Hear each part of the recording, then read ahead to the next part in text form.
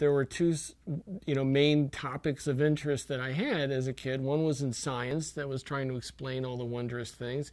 And the other one was all these tales of the supernatural, mythology. I was really into Greek mythology and Roman mythology, Egyptian mythology, and all the sort of strange beings and quests of all that. So I was very imaginative as a kid. I was a storyteller to my other friends, and I would make up these kind of wondrous stories.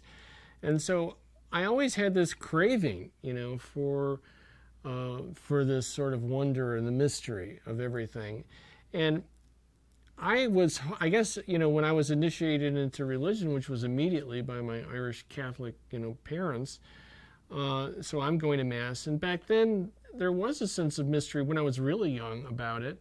These stories about the virgin birth and stories about miracles and resurrection and all that certainly were fitting the same kind of bills in terms of cool mythological stories. And unfortunately, I was sent to Catholic school at a very young age, and so now I'm encountering these nuns who are smacking you around and telling you that if you don't believe exactly what's being told to you, the way it's being told to you, that you're a heretic, and that was all about the dogma. That's what you needed to believe. You weren't supposed to be asking questions. You weren't supposed to be exploring it. You weren't supposed to be discussing it.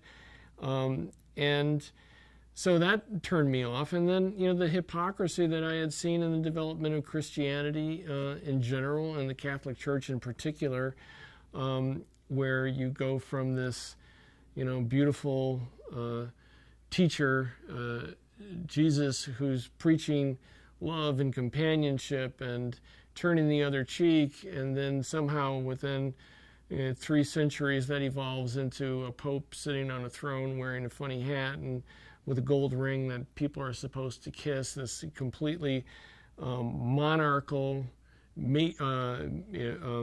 patriarchal society that seems to be about nothing more than accruing more and more power, accruing more and more wealth, the domination. It's a country unto itself, is controlling most of the civilized world after Constantine converted to Christianity. But the whole thing about religion and the occult and everything else is, it's my process of trying to recapture or sustain, I guess you would say, the wonder of my youth, both in the ideas of things that are in a magical realm and through science. And science becomes a huge part of the story.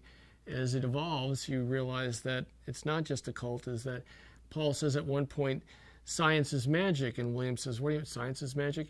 No. Science is magic. And so, that's when things segue from some of the expected things that you're going to be getting from an occult horror story to more sci-fi elements as it discusses where the future of technology is heading and how that relates to all this ancient stuff.